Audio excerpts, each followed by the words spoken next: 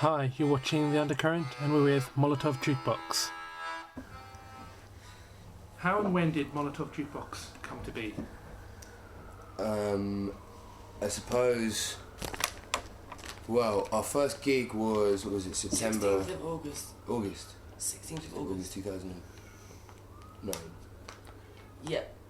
But we didn't really have a band. Well, we did, but basically... No, 2008. We came back from a festival, and during this festival, we were just playing at people at the end of the festival after a week of no sleep.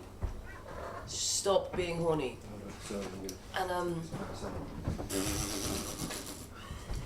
someone came up to us and asked us what we were called, and in the state that Sam was in, he came up with Molotov Jukebox, and it stayed. And then we tried to recover from the festival, and we went to see Batman. And just before Batman, we started drinking in Tottenham Court Road, and this guy, we had our instruments, and then he was like, "Are you guys a band?" And we were just like, "Yes." "Yeah."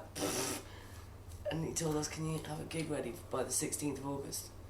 Oh no! He was like, "Yeah, do you have a band?" We said, "No, but give us a date. We'll get a band and we'll play a gig." So we started with everyone was from Brighton and band apart from, and Nat was still living in London at that point. So we started with this sort of fairly ramshackle. Well, I went away on holiday and then you dealt with all of it, didn't you? Yeah. I did 4 songs, and well, yeah. I mean, the band's kind of changed since then. We've had. What did we work out 15 different people through the band or something. So what was your first album that you ever loved? You owned and loved? Oh, Do you remember? The greatest Elvis hits. It's like, it wasn't an album. It was an album. It was on a tape though. Elvis, definitely. What about you? There's Elvis in the corner. Oh, you can't see him. Elvis is watching. What Elvis do?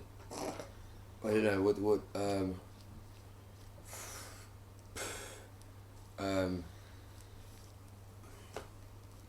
That's an interesting question. Come on, brain. I suppose I think the first album I bought was Morchiba, Big Calm. Kind of first one I bought, and then yeah, totally. And I got quite into Massive Attack and Left Field and people like that. Yeah. Cool. What about you, Hercules?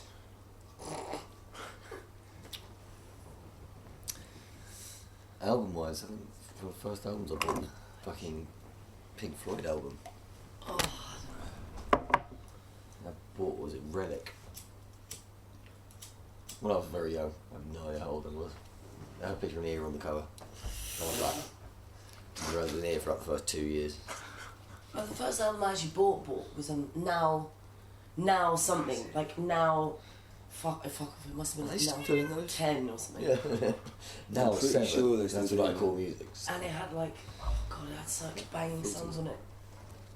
Oh god, what was that amazing song about sea? Oh, I can't remember. Anyway. Life changer.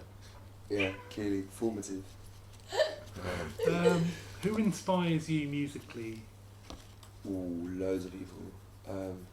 The rest of the band, Yeah, that's a big one. obviously. So Our trumpet players are stuff. fucking... Angus. Have you heard? Angus inspires us, basically. I want to be like him when I'm older. I don't know, there's so much stuff. What do you mean, bro? Angus. I don't know. Who inspires you? I mean, you write a lot of music, so it's probably cool. I don't know. Otis and Louis Prima and But they don't actually inspire us to write that kind of music. no, It's just music we but love. just I find still inspiration. Yeah. I find Jagger Reinhardt inspirational. Yeah, I listen to him like, hey, massively. you had 3 fingers and no real knowledge of chords. Fucking, you did some good shit. Very, very good shit. You can do it, I can do it. Yeah, for all your fingers. Turns out it's not actually how it works, but...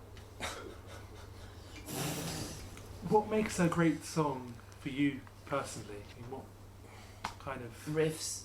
Good riffs. that you Yeah, just go- good hooks, nice harmonies, something that's I guess changes about a bit, whether it's rhythmically or chordally. I mean, I say most versions don't change very much chordally, do they? Between different songs. Something you can hear for the first time and think, fuck me, that's amazing, and hear it again for the 400th time and still think, fuck me, that's Still amazing. blows you over. Yeah, that's... Or at least I don't want It's to more play like, this. it's just tunes that instant and classic at the same time. That's what works for me. I love it when you hear simple lyrics that are just amazing. What is it in Tainted Love? You want me to pray, but I don't pray that way. Amazing. Like. So going back to Brazil, actually, you guys played there quite a few series of shows. Can you tell me a bit about that? How was it for you guys? Hot.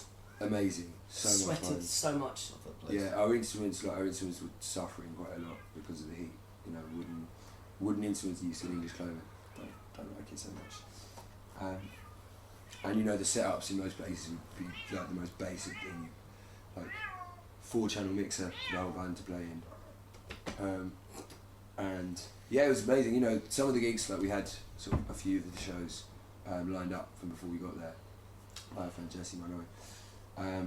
And then the rest, we just turned up in places and said, Can we play tonight? Can we play tonight? Can we? No, we're playing. Yeah, can we play at midnight? Yeah, okay. And they would just let you have a go. And then they'd give us more money and be like, can you come out?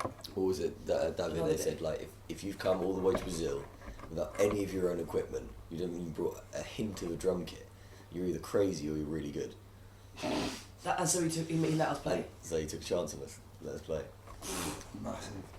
Big Never win. happened in England. No. Is there anywhere you really want to play that you haven't played yet? Like somewhere you... Russia, Oh, no. Cuba. Oh, places, yeah. Oh. Yeah. New You're Orleans. thinking bigger than me, aren't you?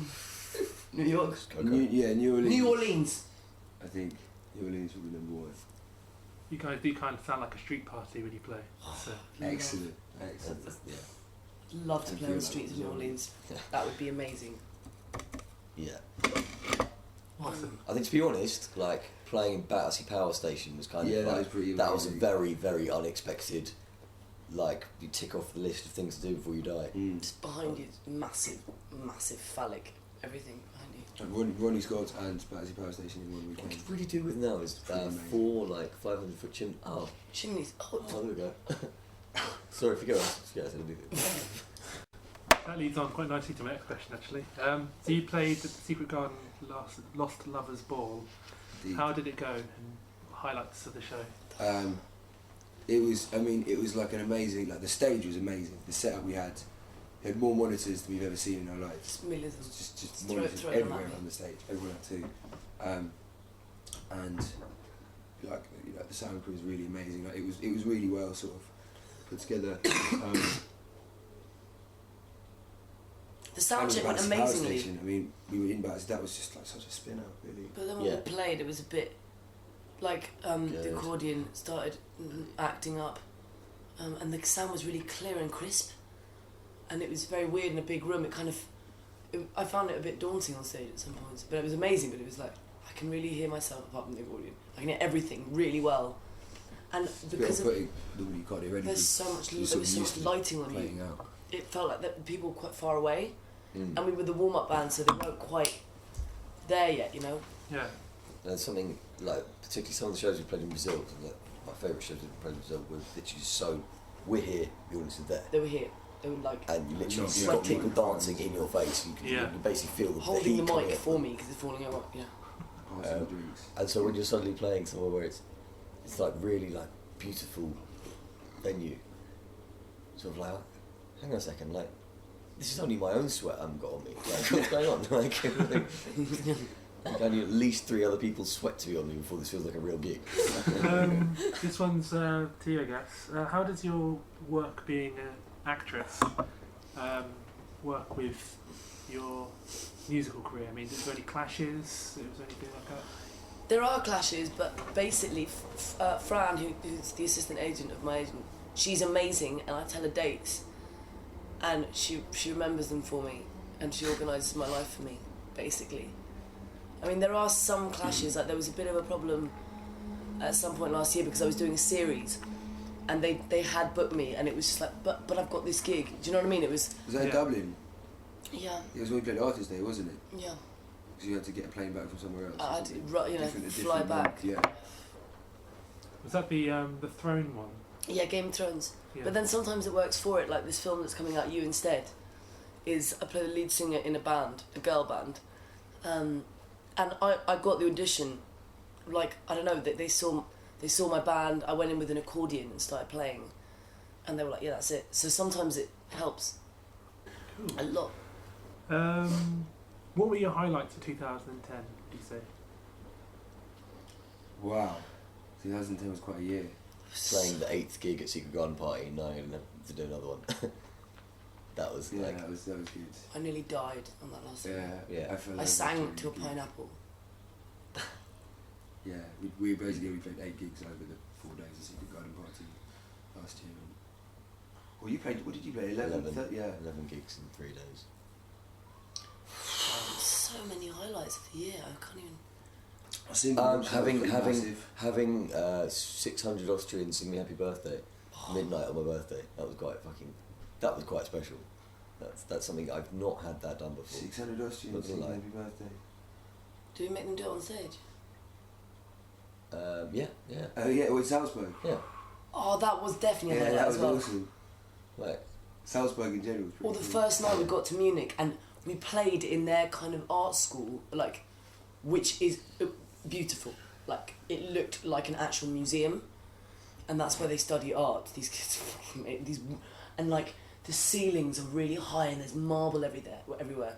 And we walked in and the bar was tiny and so hot, and everyone just took their clothes off. We just started shouting at the audience. We broke the PA halfway through and had to stop what they fixed it. that's always brilliant. good. Yeah, it was such a sweaty gig. It was amazing. It was literally like just this little room, just like the common room, like a table in the corner that was the bar. Rammed with people. Yeah. What are your plans for 2000 or this year, 2011, World domination. festivals wise? Yeah. Well, I'm just going to dominate the world. Everywhere. Put antlers on it. Everywhere, literally. I don't know. We're gonna. Well, hopefully the UK festivals. I don't know which ones, but probably Glastonbury, Secret Garden, Festival, things like that. Trying to go to South by Southwest. I'm going to play in Texas. Nice. I'd like to see some European ones. I'd love to go to. I don't know, excellent. I want to play in Serbia. Bucharest, doesn't that kind of maybe as well? Yeah. I mean, Gotta play a gig. really, we just kind of want to go and play everywhere in the world. Yeah. I want Let's go someone by Berlin. the end of the year to be flying us to Brazil for first class Yeah, and us to play a massive gig that's the goal. and then have a hotel to stay at. That's what I want. I want a crowd full of people who don't speak any sort of shared language with me. To be sweating more than I am when I'm on stage. Like, that's the goal. Shouting, oi, oi, oi, Oi, oi, oi, oi, oi. oi, oi is hello in Portuguese. So we basically very early on settled on that, okay, we can say that much. Great to shout at people on stage. Literally having whole crowds of people basically going, hi. It's quite amusing. So you guys brought out a single, Laid to Rest, end of last year roughly? Yeah, November. Yeah. Is there any plans to make an album, and are you going to use the same producer? We're trying to make an EP at the moment, planning to have it out by the beginning of May. And we're still in sort of discussions with producers at the moment. That's cool. How many songs have you got, do you think, for it? I think we're going to try and get out 5, Yeah, I'm trying to. because 4 new ones and with later as well. just time and money constraints that we haven't got any funding. So Sure. yeah.